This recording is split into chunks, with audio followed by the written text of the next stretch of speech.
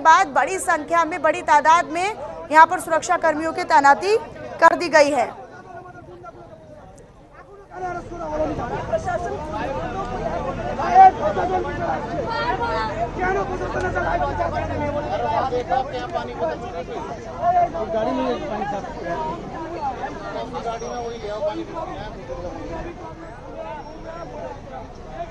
कुलदीप सैनी मेरे साथ, मेरे सहयोगी फोन लाइन पर कनेक्ट हो चुके हैं। कुलदीप, जहांगीर खान के इलाके में लोगों ने हंगामा किया और लोगों की तरफ से साफ तौर पर ये कहा जा रहा है कि भाई टीएमसी के कार्यकर्ता हैं जो हमें रोक रहे हैं वोट करने से।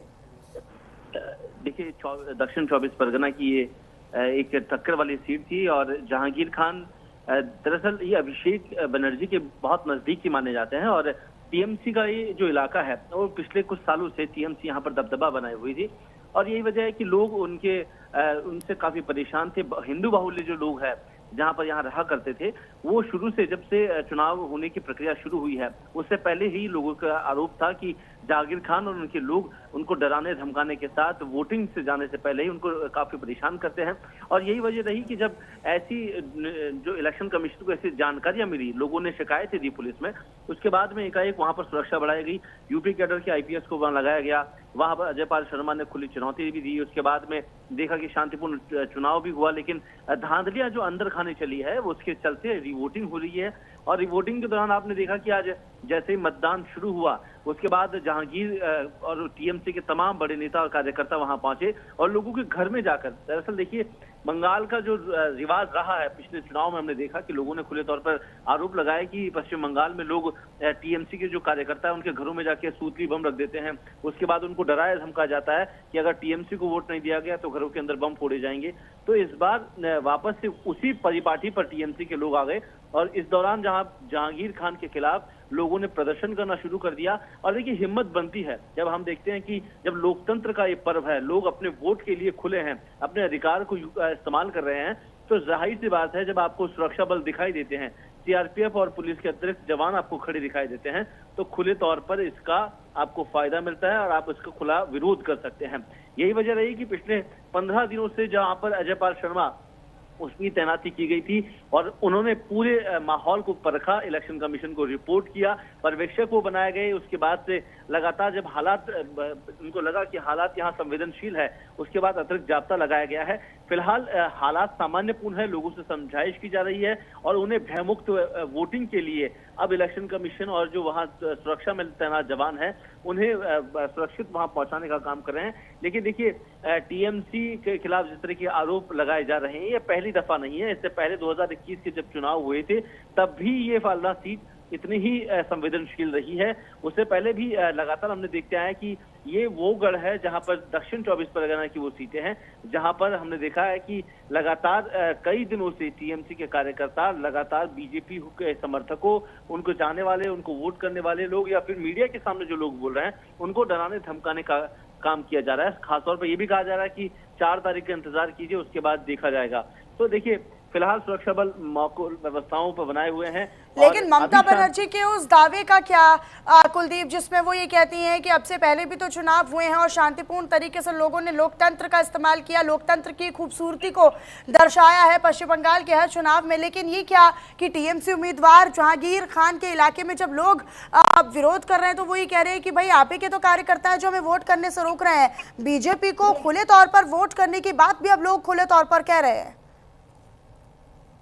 पश्चिम बंगाल का चुनाव अगर हम देखें तो 2021 में ऐसा नहीं है कि पहले जो आर्म फोर्स लगाई गई है वो पहले नहीं लगाई गई है, ऐसा नहीं है, पहले भी आर्म फोर्स लगाई गई है। लेकिन लिहाजा जब इलेक्शन कमीशन ने उसको देखा कि पिछली बार जिस तरीके के दंगे हुए, 100 से ज्यादा लोगों की मौत हुई और उसके बाद एकाएक बंगाल के अंदर जब विधानसभा चुनाव आने से पहले आपने देखा लोकसभा के चुनाव थे, पंचायत के चुनाव थे, उस दौरान भी हिंसाएं हुई, तो इलेक्शन कमीशन ने फैसला लिया कि इस बार अतिरिक्त सुरक्षा बलों को बुलाया जाएगा। इसलिए तकरीबन 2 लाख से अधिक सुरक्षा बलों को बुलाया गया। अलग अलग यूनिट आई, आईटीबीपी के जवान, बीएसएफ के जवान, सीआरपीएफ के जवान, हर बटालियन को अलग अलग मौकों पर लगाया गया। लेकिन देखिए, ये पहले से ही तय किया गया था केंद्रीय सुरक्षा बलों को, जहां 1 साल पहले इलेक्शन कमीशन इन 5 राज्यों के चुनावों की जब घोषणा करने वाली थी उससे पहले तय किया गया था कि सुरक्षा के मानकों का किस तरह से इस्तेमाल किया जाना है, क्योंकि लगातार पश्चिम बंगाल की पिछली बार के जो चुनाव है उसे नजरअंदाज नहीं किया जा सकता है। तो यही वजह रही है कि पश्चिम बंगाल के अंदर जिस तरीके से सुरक्षा बलों की एंट्री हुई है, उसके बाद टीएमसी हो या मुख्यमंत्री ममता बनर्जी हो, तमाम जो दल है वो उनका विरोध करते आए हैं। लेकिन देखिए, ये पहली दफा नहीं है कि सुरक्षा बल वहां पर तैनात किए गए हैं। आसाम में भी हमने देखा, आसाम के अंदर भी ये हालात रहे हैं कि वहां पर सीआरपीएफ के जवान गए हैं। केरलम में भी हमने देखा, लगातार जहां जहां इलेक्शन हुए हैं वहां वहां ये सुरक्षा के इंतजाम किए जाते हैं। इलेक्शन कमीशन का एक प्रोटोकॉल है, उसके तहत ये चुनाव कराए जा रहे हैं। देखिए, हमने देखा कि अभी मतगणना हुई नहीं है, अभी तो पोस्टल बैलेट खुले जाएंगे। उससे पहले ही आपने देखा 2 दिन पहले जिस तरह का विवाद हुआ, ममता बनर्जी खुद 4 घंटे वहां स्ट्रांग रूम में बैठी रही और बीजेपी के खिलाफ आरोप लगाया गया। ये चुनाव ऐसा हो गया है कि आज रीवोटिंग है और रीवोटिंग से ध्यान हटाकर सारे कैंडिडेट्स का ध्यान सिर्फ स्ट्रांग रूम पर है कि मतगणना के दौरान कोई धांधली नहीं हो जाए, क्योंकि जहां 15 पोलिंग पर एक बार वोटिंग हो रही है, उससे पहले इनका ध्यान सारा ये है कि बस मतगणना हो और मतगणना में जल्द से जल्द परिणाम घोषित हो जाए। दोनों पार्टियां आश्वस्त नजर आ रही है, बीजेपी कह रही है सरकार उनकी बन रही है। लेकिन देखिए, इस तरीके का अगर खुले तौर पर लोग डराया धमकाया जाएगा तो ये लोकतंत्र का कहीं ना कहीं मजाक बन जाएगा। इसीलिए सुरक्षा बलों को लगाया गया है ताकि भयमुक्त वातावरण में चुनाव किया। ठीक है, अपनी नजर आप बनाकर रखिएगा। शुक्रिया आपका इस जानकारी के लिए।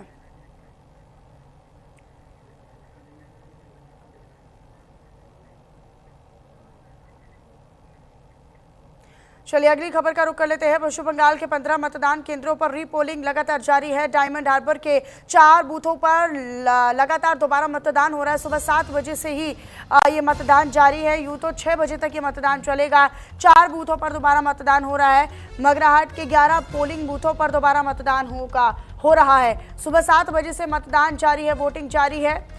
तो ये जानकारी आप तक साझा करें। हालांकि नतीजे 4 मई को ही आएंगे। पश्चिम बंगाल के दक्षिण 24 परगना जिले के डायमंड हार्बर और मगराहाट पश्चिम विधानसभा सीटों के 15 मतदान केंद्रों पर पुनर्मतदान यानी दोबारा मतदान हो रहा है। इन केंद्रों पर सुबह 7 बजे से शाम 6 बजे तक वोट डाले जा रहे हैं। इनमें से 11 बूथ मगराहाट पश्चिम, तो जबकि 4 बूथ डायमंड हार्बर में हैं, जिन पर लोग सुबह से ही कतारों में लगकर अपने अपने मताधिकार का इस्तेमाल करने के लिए, वोट कास्ट करने के लिए पहुंचे हुए हैं और अभी भी लंबी कतारों में लगकर वोट कास्ट कर रहे हैं। 4 मई का इंतजार होगा, लेकिन नतीजे क्योंकि 4 मई को आएंगे और 4 मई को ही ये तय होगा कि यहाँ के लोगों ने किसे अपना सिंहासन सौंपा है।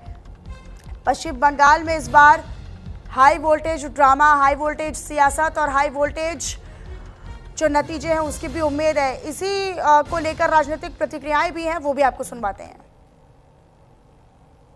देखिए, डायमंड हार्बर, मोगलाहाट, ऐसे बहुत सारे असेंबलीज पे 3 असेंबलीज में 15 बूथों पर रीपोलिंग हो रहा है और मुझे तो लगता है ये संख्या बहुत कम है और फलता को लेकर अभी तक कोई डिसीजन नहीं आया। मालूम नहीं इलेक्शन कमीशन इसके बारे में क्या सोचेगा, क्या करेगा। लेकिन फलता में तो बहुत सारे बूथों में सेलोटेप भी लगाया गया, इत्र भी डाला गया। बीजेपी की ईवीएम में जो जहां पे सिंबल थी उसके सामने वाले बटन पर लोगों को डराने के लिए कि वो बीजेपी को वोट ना दे तो बाहर पता चल जाएगा। तो इस तरीके की बदमाशी टीएमसी के द्वारा किया गया है। तो अब इलेक्शन कमीशन सिर्फ 15 बूथों पे करा रही है। तो जो भी हो, अब इलेक्शन कमीशन कराए और जल्दी से जल्दी सारा इलेक्शन खत्म होकर 4 तारीख को जनता की राय आने दे, वही सबसे जरूरी है। होगा इससे पहले पश्चिम बंगाल में जितने भी चुनाव होते थे, आखिरकार होता क्या था?